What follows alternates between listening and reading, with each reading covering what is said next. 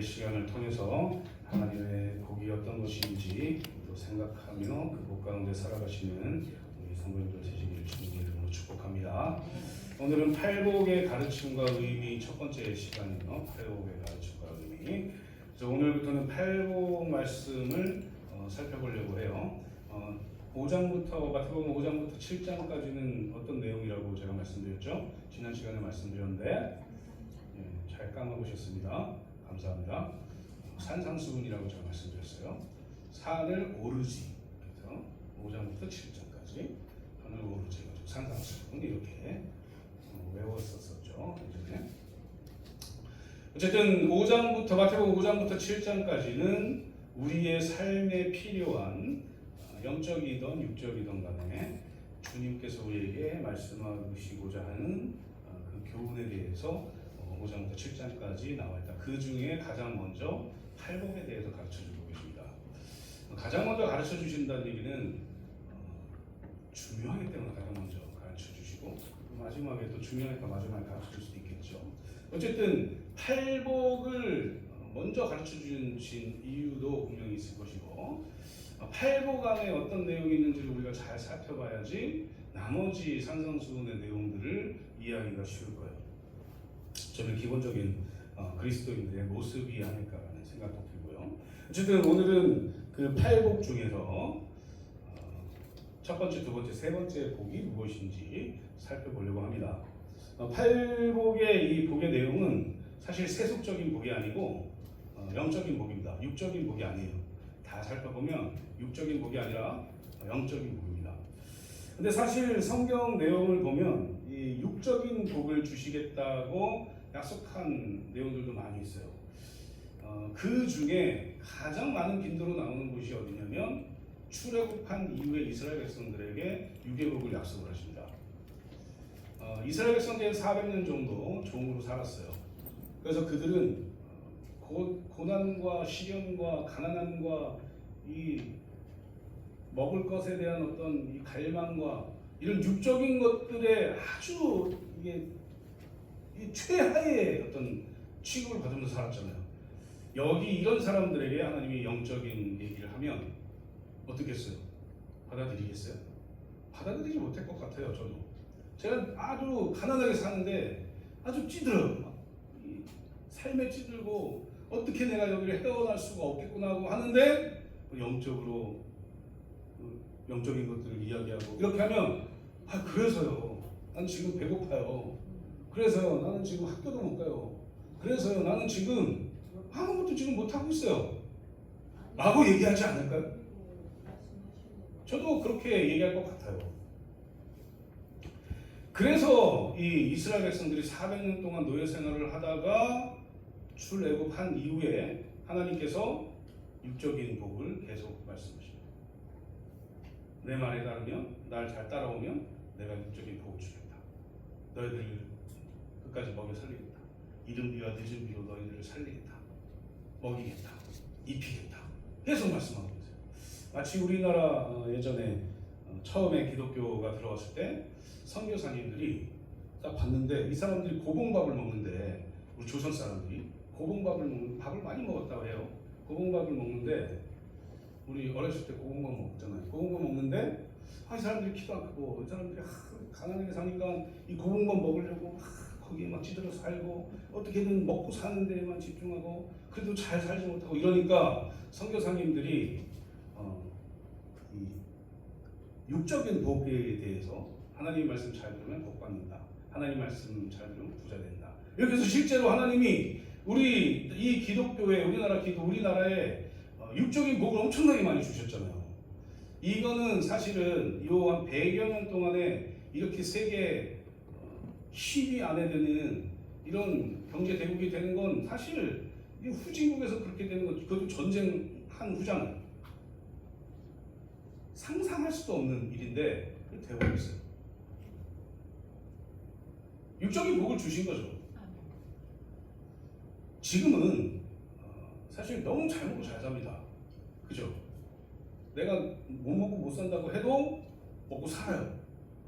예전에는 저희 동네에 거지도 많았고 육교 보면 육교에 거지들 많아가지고 동냥하고 지하철역이나 기차역 같은 데 가면은 노숙자들이 많아가지고 그럴 때가 있었어요. 서울역, 용산역, 수원역 이런 데 가면은 노숙자들이 이렇게 많았어요.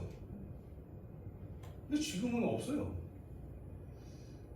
육교도 없어졌을 뿐 아니라 그냥 길에서 구걸하는 사람도 거의 못 보겠어요. 용산역은 사실 다 없어진 것 같고, 서울역을 보면은 서울역 그 앞에 광장에 조금 있는데 예전하고는 비교할 수 없을 만큼 줄어들었고, 수원역은 제가 수원에서 학교를 다녔는데 수원 그때 당시에는 95년도죠. 그때 당시에는 그 수원역 앞에, 기차역 앞에 벤치들이 쫙 있어가지고 거기에 노숙자들이 다 누워서 자고 거기서 음식 받아먹고 했단 말이에요. 근데 지금 가보면 애경백화점 들어가 있고 엄청 좋아져 있어요. 그러니까 지금 가난하지 않다는 얘기죠, 우리나라가. 이럴 때 이제 영적인 복에 대해서 말씀할 수 있는 거죠.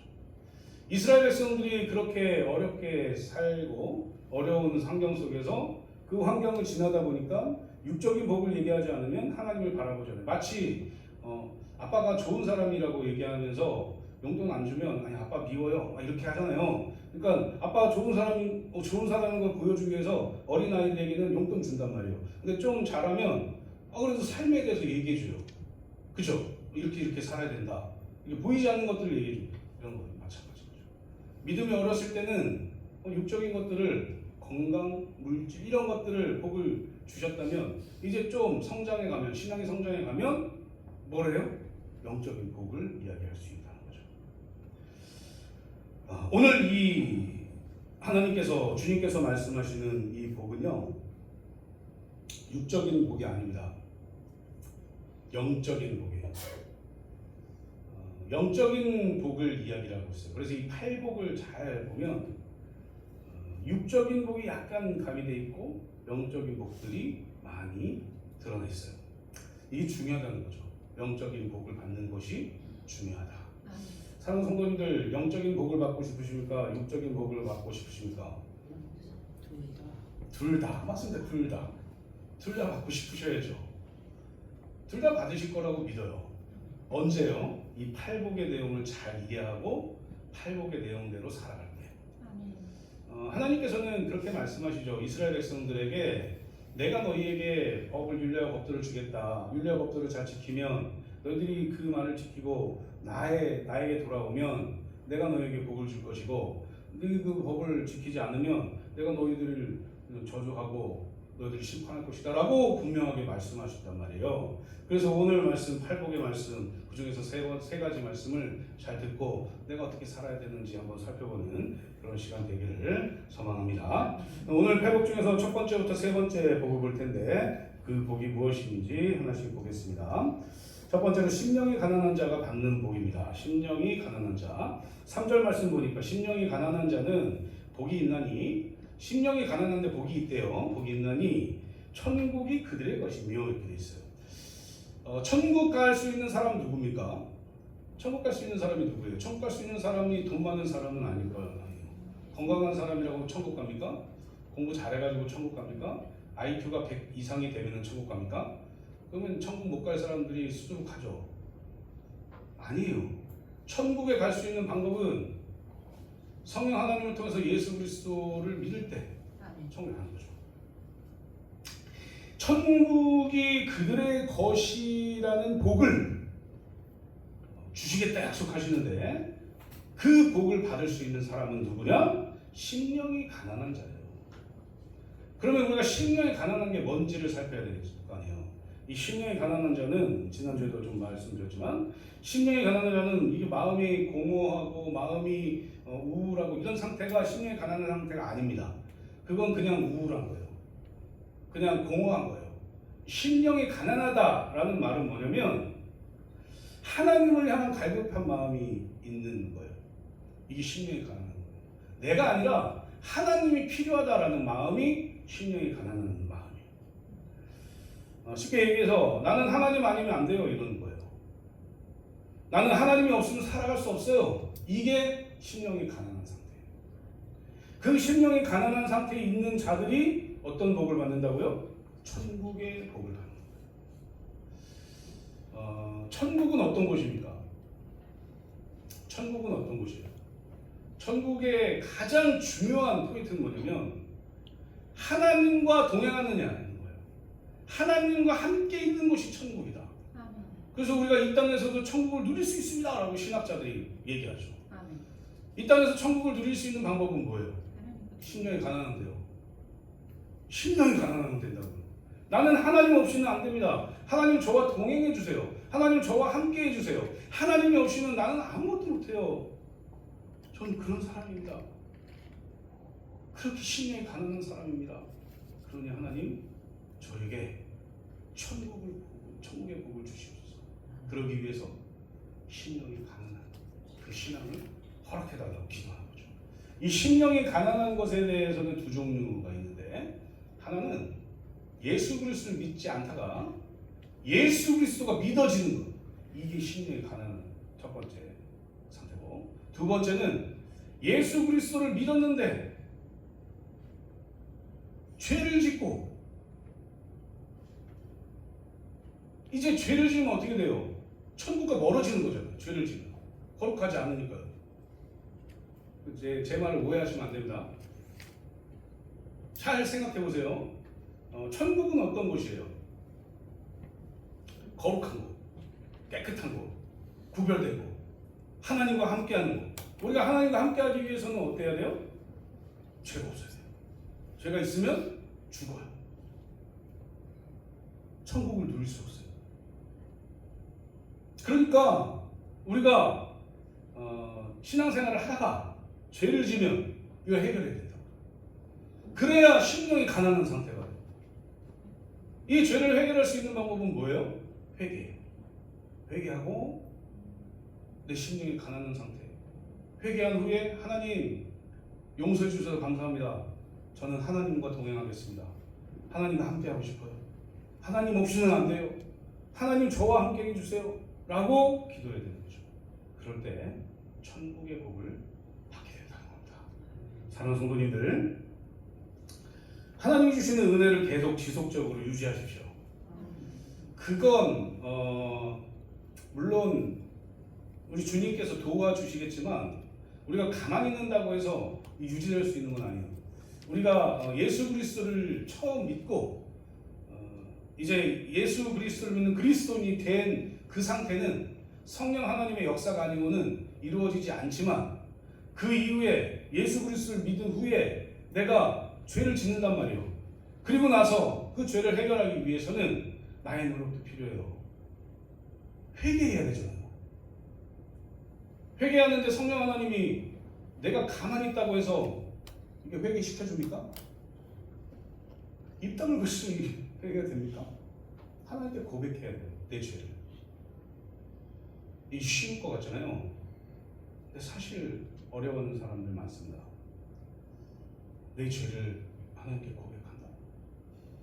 내가 지은 죄가 뭔지도 모르겠고, 이 죄가 뭔지를 알게 해주는 건 성령 하나님의 역할이겠죠. 내가 지은 죄가 무엇인지를 생각나게 하는 건 성령 하나님의 역할이겠죠. 그러나 그 죄를 내 입으로 자백할 때 하나님께서 그 죄를 해결해 주신다 하셨으니 자백하는 건 내가 해야 되는 거예요. 사랑하는 성도님들, 천국의 복을 받고 싶으시면 회개하십시오. 그래서 죄를 해결하십시오. 그래야 천국의 복을 받는다는 거예요. 믿으십니까? 아멘. 그 상태가 심령이 가난한 상태. 나는 오직 하나님만 필요합니다. 아멘. 내가 하나님이 필요해서 하나님과 동행하려고 하는데 내가 이 죄 때문에 안 되겠어요. 성령 하나님, 내 죄를 알게 해주세요. 아멘. 거기까지 성령 하나님이 해주시면 내가 자백하셔야 돼요. 나 이런 죄를 졌어요. 이런 죄를 졌어요. 근데 우리가 이제 생각해 보면 우리 학교 다닐 때 숙제를 어떻게 하십니까? 몰아서 하십니까? 방학 숙제는 특히 몰아서 하죠. 그림 일기도 하루 딱 날 잡아가지고 딱 자리 잡고 앉아가지고 딱 그림 일기 쓰죠. 날씨 그때 어땠냐 하면서 막 쓰죠. 애들 다 날씨 다 다르고 막. 몰아서 회개를 할 것인가? 아니면 바로바로 하루를 정리하면서 회개를 할 것인가? 뭐가 더 좋은 것 같습니까? 바로바로 하는 게 좋겠죠. 하나님도 그게 더 쉬우시지 않을까. 물론 하나님 전지전능하시니까 다 아시겠지만 우리 인간적인 개념으로 봤을 때는 그게 더 하나님이 또 편하실 것 같기도 하고, 하루 것만 알려주면 되니까 좀 묵혔다가 하면은 모아놨다가 회개하면은 한 2달 거 이렇게 하나님이 2달 그래 이렇게 주시니까 하루마다 매일마다 회개하는 게 천국을 소유할 수 있는 그 방법입니다. 산성도님들, 하나님 앞에서는 아무런 비밀이 없는 겁니다. 하나님 다 아세요. 그래서 우리가 회개해야 되는 거죠. 회개하지 않으면 하나님과 함께 할 수 없다. 천국이 우리에게 복으로 다가올 수 없다. 그러니 신령이 가난한 자가 되셔서 천국을 복으로 받으시는 저 성도들 되시기를 주님의 이름으로 축복합니다. 두 번째는 애통하는 자가 받는 복입니다. 애통하는 자가 받는 복. 애통한다는 4절 말씀에 되어 있죠. 애통하는 자는 복이 있나니 그들이 위로를 받을 것이며. 그래서 이 애통하는 자가 받는 복은 뭐예요? 위로를 받는다는 거예요. 위로 좋죠. 위로 받는 거. 근데 애통한다는 게 단순히 슬퍼하고 눈물 많이 흘리고 이게 애통이 아니에요. 세상에는 참 고통스러운 일이 많기 때문에 세상 일 때문에 애통할 때도 있습니다. 그래서 그게 성경적으로 봤을 때는 하나님 말씀하시는 애통이 아니에요. 예수님께서 오늘 산상수훈에서 말씀하시는 애통은 그냥 슬퍼하는 정도의 이런 게 아니라 그냥 일어나는 일들, 내가 힘들고 고통스럽고 나에게 왜 이런 일이 일어나지? 이런 정도가 아니라 죄로 인해서 슬퍼하는 게 애통이에요. 죄를 지으면 왜 슬픕니까? 죄인들은 몰라요. 죄가 슬픈 건지 몰라요. 그래서 애통하지 않죠. 예수 그리스도 믿지 않으면. 근데 예수 그리스도를 믿는 그리스도인들은 죄의 결과가 어떤 건지 알아요. 죄의 결과가 뭐예요? 죄의 삭은 사망이란 말이에요. 그죠? 사망이 뭐예요? 영원한 죽음이라고요. 영원한 죽음이 있는 곳이 어디입니까? 지옥이라고요. 그러니까 죄는 지옥으로 갈 수밖에 없는 죄이지. 그래서 이 죄 때문에 슬퍼하는 게 오늘 팔복에서 말씀하시는 애통이라고. 이것도 두 가지죠. 처음에 예수 그리스도 몰랐을 때, 믿지 못했을 때, 예수 그리스도에 대한 이야기를 듣지 않았을 때 우리가 알 수 없으니 믿을 수가 없잖아요. 듣지 않았으니 뭔가 할 수가 없잖아요. 근데 들었을 때 애통하는, 내 죄 때문에 나는 지옥 갈 사람이구나. 예수님 믿어야 되겠구나. 성령 하나님 예수님 믿게 해주세요라고 애통하고 눈물을 흘리고 그렇게 하는 게 애통이라고. 애통. 죄 때문에. 예수 그리스도를 믿고 나서는 애통 안 해야 될까요? 맨날 죄 짓잖아요. 우리 맨날 죄 짓잖아요. 순간순간 죄 짓잖아요. 오늘도 죄 다 지셨죠?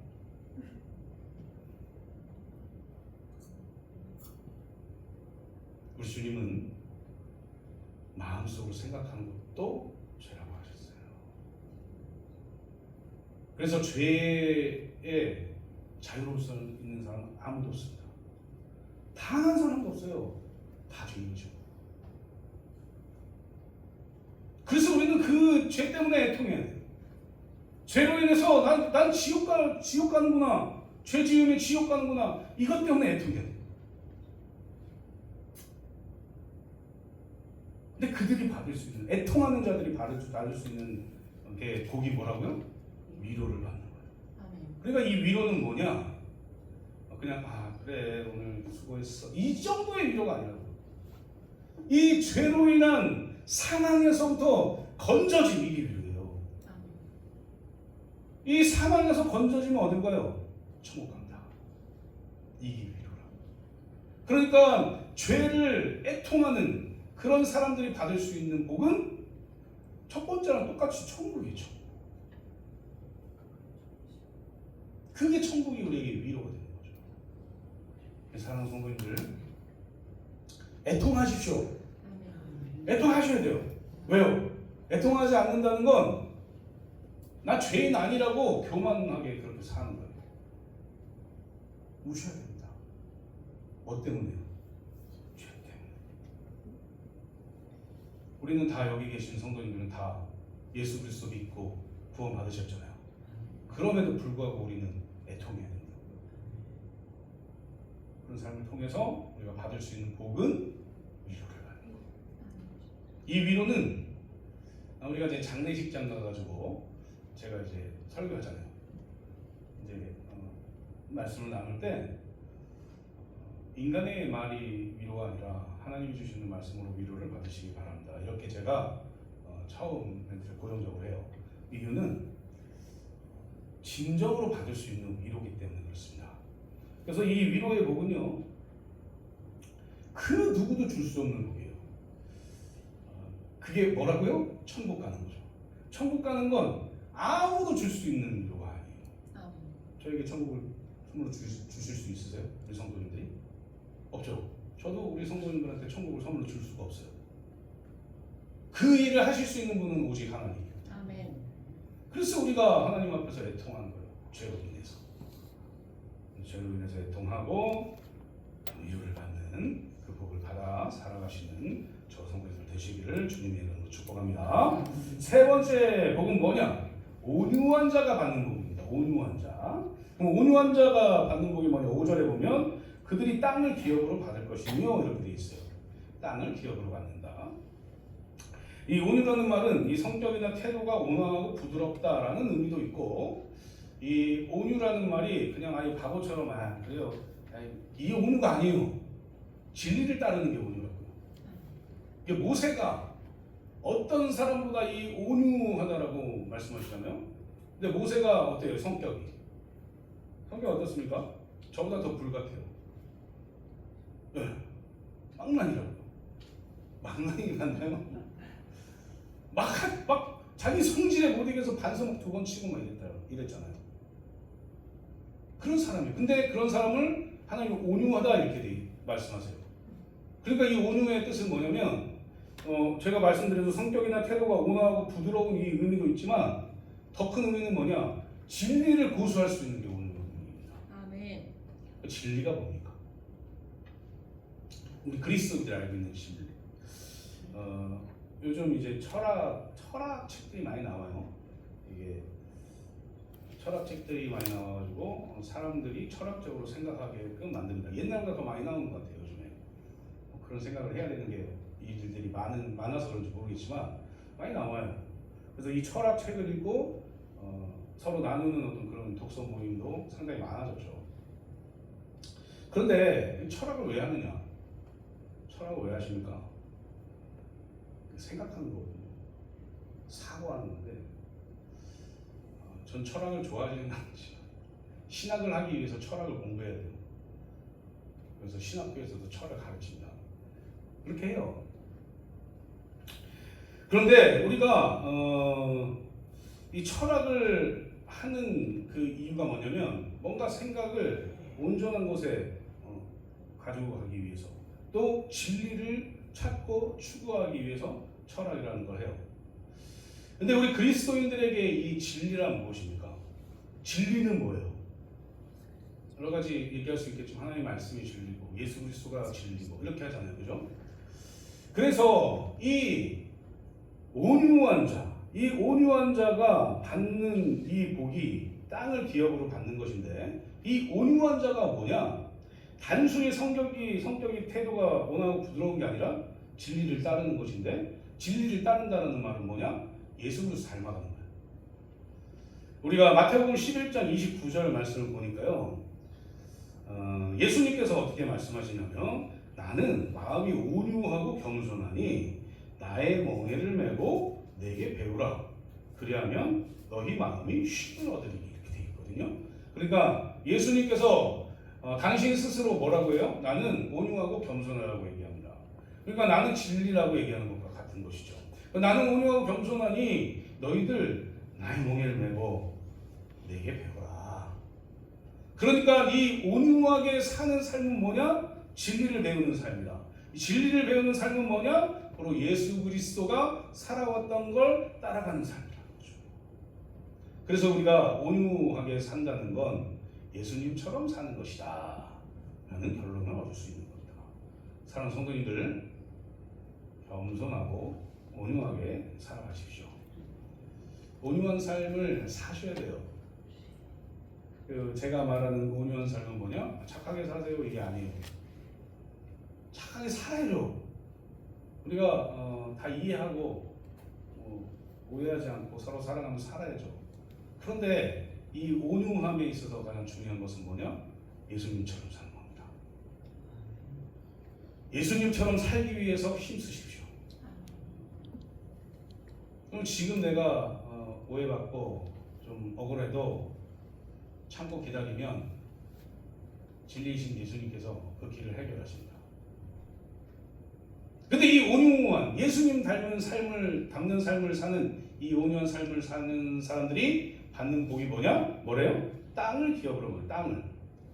이 땅이 어떤 땅인 것 같습니까? 이 땅은 현세에서도 내세에서도 받을 수 있는 복인데요. 내세에는 천국을 복으로 받죠. 현세에서는 우리가 하나님과 더불어 살 수 있는 이곳을 얘기하는 거예요. 우리의 일터, 우리의 삶의 터, 여기를 이야기하는 겁니다. 그래서 이곳에서 뭘 하느냐? 하나님과 동행하면서 천국을 살아가는 거죠. 이게 땅을 기업으로 받는 거예요. 이걸 오해하시는 분들은 땅을 기업으로 받는다고 하니 내가 예수님처럼만 살면 부동산이 오르고 내가 강남의 땅이 지금 100평밖에 없는데 한 400평 되는 게 아니라 하나님의 지경이 넓혀지는 거예요. 이걸 더 영적으로 생각해 보면 나로 인해서 내가 온유하게 삶으로 인해서 내가 예수 그리스도처럼 삶으로 인해서 하나님의 나라가 확장된다는 겁니다. 나로 인해서. 사랑하는 성도님들이 이게 얼마나 큰 복인지 몰라요. 우리가 전도에서 한 사람이 예수 그리스도를 믿잖아요. 제가 누누이 말씀드리지만 전도해가지고 우리 교회에 오는 게 전도가 아니에요. 우리 교회에 못 데리고 오니까 나는 전도를 못하겠어요. 그런 게 아니라 우리 교회에 오지 않아도 예수 그리스도 믿고 구원받는 하나님의 백성 되면 돼요. 전도 쉽죠? 그죠? 전도할 수 있겠죠? 전도하는 사람 살 수 있겠죠? 그럼 하나님의 나라가 확정돼요. 예수님처럼 살면, 예수님처럼 살기만 하면, 진리로 살기만 하면, 온유하게 살기만 하면 이 땅을 기업으로 받는 복을 받는데 그게 뭐냐? 하나님의 나라를 내가 확장할 수 있다. 예수 그리스도를 믿는 사람들이 내가 전도해서 한 명이라도 생기면 천국에서는 뭐가 벌어져요? 잔치가 벌어져요. 잔치가. 우리가 예수 그리스도 믿은 그 순간에 천국에서 잔치가 벌어졌다고. 믿으십니까? 우리가 그렇게 소중한 사람이에요. 그렇게 위대한 사람이에요. 하나님이 그렇게 사랑하는 사람이에요. 그런데 나만 그렇게 사랑했으면 좋겠습니까? 하나님이? 다른 사람들도 사랑하세요. 하나님이. 저만 사랑하는 것 같아요? 아닙니다. 다 사랑하세요. 하나님이. 그래서 누구든지 내가 전하는 예수님처럼 살아서 이 삶이 복음이 되고 내가 전하는 게 복음이 돼가지고 그 진리를 믿기만 하면 누구든지 하나님의 나라가 확장되고 그 땅이 확장됨으로 인해서 천국에서는 계속해서 잔치가 벌어지는 거예요. 매일 잔치가 벌어질 수 있도록 살아가십시오. 사실 수 있으시겠습니까?